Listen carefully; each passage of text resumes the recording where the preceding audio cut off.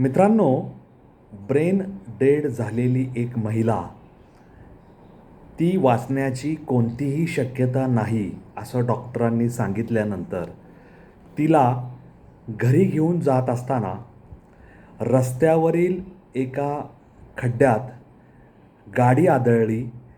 त्या गाडी आदळण्याचा दणका बसून ती महिला त्या ब्रेन डेड अवस्थेतून जागी झाली आणि तिचं आरोग्य आता सुधारत आहे. अशी ही वेगळी घटना आपल्या भारतात नुकतीच घडलेली आहे. मित्रांनो, बरेली हरिद्वार नॅशनल हायवे 74 यावरून या महिलेची गाडी किंवा ॲम्ब्युलन्स आपण असं म्हणूया, ती जात असताना ही घटना घडली आणि जणू काही त्या महिलेला संजीवनी मिळाली असं म्हणायला काही हरकत नाही. या महिलेचं नाव विनीता शुक्ला आहे आणि विनीता शुक्लाचे पती कुलदीप कुमार शुक्ला यांनी या घटनेनंतर देवतारी त्याला कोण मारी अशा प्रकारची भावना व्यक्त केलेली आहे. मित्रांनो, रस्त्यावरील खड्ड्यांमुळे झालेल्या अपघातात किती लोकांना प्राण गमवावे लागतात, किती लोकांना गंभीर जखमा होतात, किती लोकांना किरकोळ जखमांवर ते वाचतात, त्यांचा जीव वाचतो, थोडक्यात निभावतं. अशा साऱ्या संख्याशास्त्रीय माहितीचा व्हिडिओ आपण नुकताच प्रसारित केलेला आहे.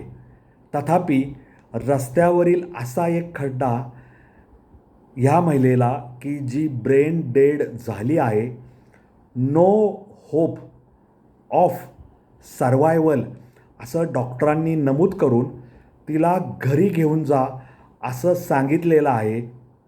अशा महिलेला रस्त्यावरील त्या खड्ड्यामुळे गाडी तिथे आदळल्यामुळे जो दणका बसला, जो हादरा बसला, त्या हादऱ्यामुळे त्या ब्रेन डेड अवस्थेतून ती आपल्या नॉर्मल अशा वैद्यकीयदृष्ट्या नियमित अशा अवस्थेत आली आणि तिचं थांबलेलं हृदय किंवा मंद होत जाणारी नाडी किंवा हृदयाचे ठोके हे व्यवस्थित पडू लागले आणि हा जो काय म्हणतात त्याला वैद्यकीयदृष्ट्या अनथिंकेबल अशी ही घटना घडलेली आहे.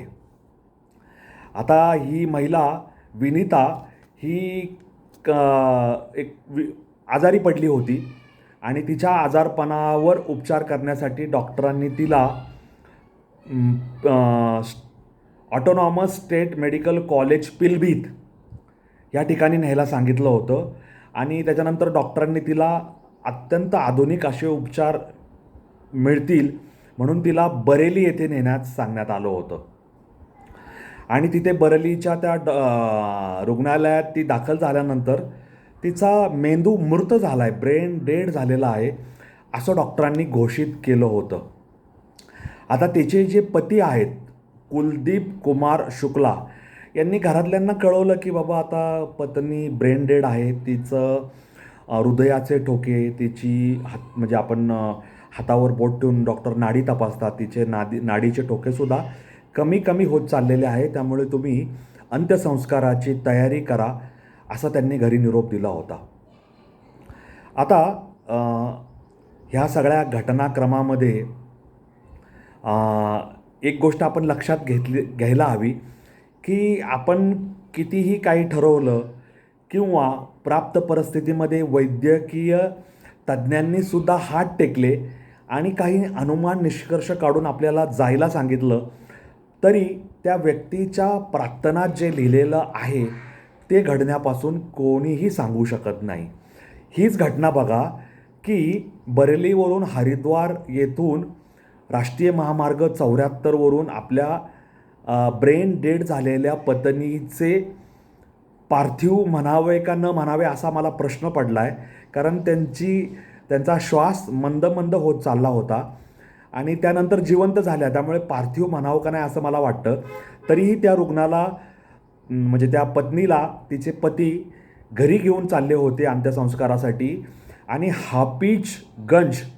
हाफिजगंज येथे त्यांची ॲम्ब्युलन्स आली असता तिथे एका मोठ्या खड्ड्यावर त्या वाहनाचं चाक आदळलं आणि ते असं म्हणजे अतिशय धोकादायक पद्धतीने गाडी अशी पूर्ण हादरली आणि त्या घटनेमध्ये त्या महिलेला जो धक्का बसला किंवा तिचं शरीर जे हादरलं डोक्याला जो हादरा बसला त्याने तिचं मृत झालेल्या मेंदूला जे काही घडलं असेल शरीर व्यवस्थेत त्याने जाग आली आणि ती नॉर्मल अशा श्वास घेण्याच्या प्रक्रियेत हृदयाचे ठोके हाताची नाडी अशी तिची व्यवस्थित कार्यरत होऊ लागली.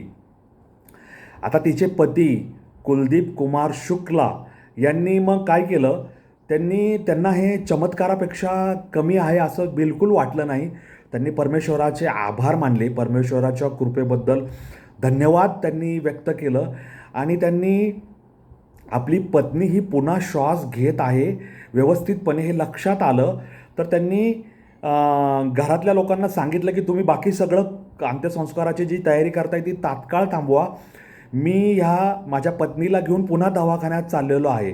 त्यामुळे त्यांनी घरातल्या लोकांनी नातेवाईकांनी अंत्यसंस्काराची तयारी तात्काळ थांबवली आणि कुलदीप कुमार शुक्ला यांनी आपली ती ॲम्ब्युलन्स पुन्हा वळून न्यूरोसिटी हॉस्पिटल जे पिलभीत येथे आहे तिथे घेऊन गेले आणि त्यांनी आपल्या पत्नीला ताबडतोब क्रिटिकल मेडिकल जो कक्ष होता त्या कक्षात दाखल केलं आणि त्या कक्षातील डॉक्टरांनी त्यांची पुन्हा तपासणी केली. पुन्हा त्यांना त्यांच्या शरीराचं जे काही त्यांना वैद्यकीय दृष्ट्या आवश्यक अशा चाचण्या आहेत त्या चाचण्या घ्यायला सुरुवात केली आणि तिथले जे डॉक्टर आहे डॉक्टर राकेश सिंग न्यूरोसर्जन त्यांनी काय सांगितलं, न्यूरोसिटी हॉस्पिटलमध्ये ते न्यूरोसर्जन आहे डॉक्टर राकेश सिंग, ते म्हणतात की मी थरो इन्क्वायरी केली म्हणजे मी सर्वंकष ज्या विनीता शुक्ला आहे त्यांची सर्वंकष तपासणी केली, वैद्यकीयदृष्ट्या त्यांना तपासलं आणि मला असं जाणवलं की त्या खरोखर व्यवस्थित श्वास घेत आहेत, त्यांचे हृदयाचे ठोके व्यवस्थित चालू आहे, त्यांची नाडी व्यवस्थित पल्स पडत आहेत आणि अशा पद्धतीने त्यांनी ह्या ठीक आहेत बऱ्या आहेत असा निर्वाळा दिला आणि त्याच्यानंतर त्यांचे पुढील वैद्यकीय जे उपचार आहेत म्हणजे जो त्यांचा आजार आहे विनीता शुक्लांवर त्याच्यावर वैद्यकीय व्यवस्थित पुढचे उपचार सुरू झाले. म्हणजे मित्रांनो, brain dead women jolted back to life by pothole म्हणजे रस्त्यावरील खड्ड्यामुळे एका ब्रेन डेड झालेल्या महिलेला पुनर्जीवन मिळालं, तिला संजीवनी मिळाली असं म्हणायला काय हरकत नाही.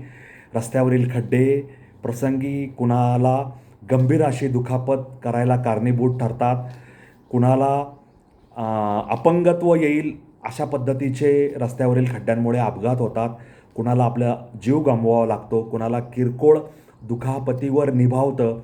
परंतु या महिलेला साक्षात त्या रस्त्यावरील खड्ड्यावर गाडी किंवा ॲम्ब्युलन्स आदळल्यामुळे तिचा मृत झालेला मेंदू किंवा ही जी संरचना आहे सगळी न्यूरोसायन्स वगैरे ज्याला म्हणतात ती कार्यरत झाली, ती श्वास घ्यायला लागली आणि तिला ही नवसंजीवनी मिळाली, पुनर्जन्म झाला असं म्हटलं तर ते वावगं होणार नाही.